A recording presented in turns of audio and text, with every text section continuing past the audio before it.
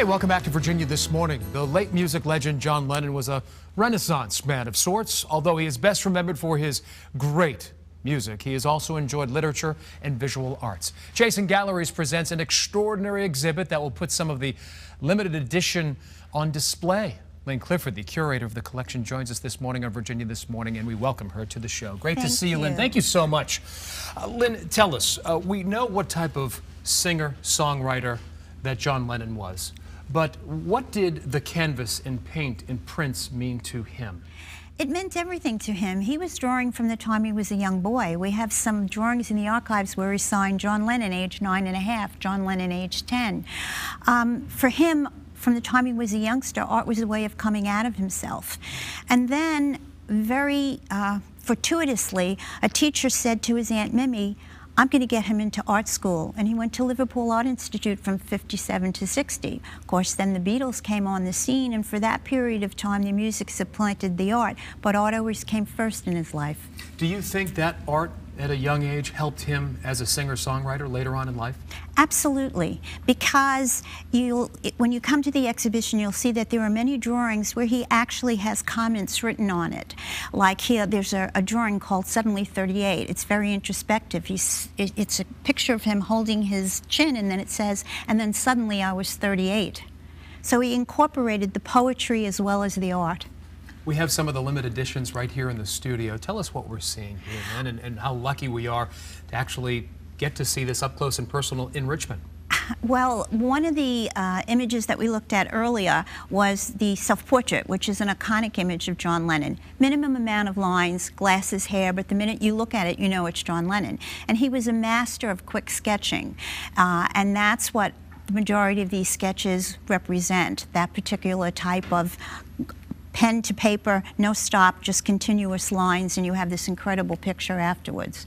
Lynn, as you said, they're just a few simple lines, but you know that that is John Lennon. Absolutely. Is that what is so special about the magic about these limited editions? It is, because you know, people don't realize this technique was Picasso, Matisse, they were masters of this, as he was. And what also is very special is that they're autobiographical. It's a glimpse into what his life was like with Yoko, his son Sean, how much they loved each other, how he was never afraid to tell people that it's okay to be a great dad and to love your wife. And then, of course, there's pieces like we have the lyric here for "Give Peace a Chance," you know, his iconic message to the world that he and Yoko created in the Bed In for Peace, and that Yoko still tells people today, believe in peace and we'll have it. Is that the really running theme throughout a lot of his artwork? A lot of his artwork does deal with the theme of love and peace and communication, but a lot of it is also just humor. I mean, his whimsy is so incredibly evident. I mean, there's a piece called "But I'm One of Your Biggest Fans," and it was what life was like for him. Every day he would walk out on the streets of New York and people would stop him and say, "Hey John, I love you," and here's this image of this, you know, this overweight woman stopping him and just saying, "But I'm one of your biggest fans." Tell us about the emotion that you have seen some of the fans of this artwork and fans of John Lennon once they walk through the exhibit. It's an emotional roller coaster for people. They come in and they're a little bit sad, obviously, because of what happened to John.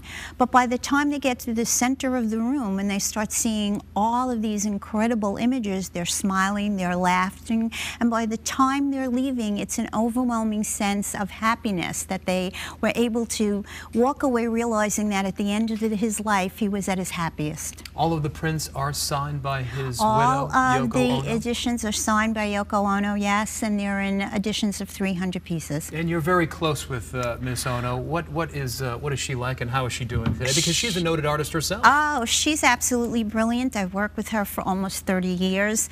She is a dynamo. She is so cerebral and so intelligent. Just to keep up with her is amazing.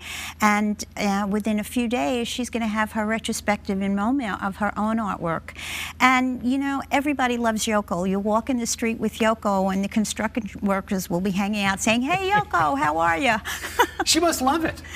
She's kind of like the fabric of New York. She is. I mean, you know, she's done so much for the city of New York. You go to Central Park and you see strawberry fields, and so many people go to strawberry fields. They get married there. They have all kinds of occasions there. She and John were part in the fabric of New York. How rare is this opportunity for us Richmonders to have this exhibit here? This is so special because there's 72 pieces in this exhibition, many of them that have been unavailable and people will not have seen for maybe 15 years. So it's very special, and I hope everyone comes and just really enjoys themselves. Wonderful. Thank you so much, Thank Lynn. you. Lynn, we have some information right here that we'd like to share with the viewers. The Art of John Lennon opens today and continues through Sunday, May 10th at Chasen Galleries right there on West Carey Street. And Lynn's going to be there. She's going to answer a lot of questions about John Lennon, his artwork, as well as Yoko as well. Lynn, thank you so much.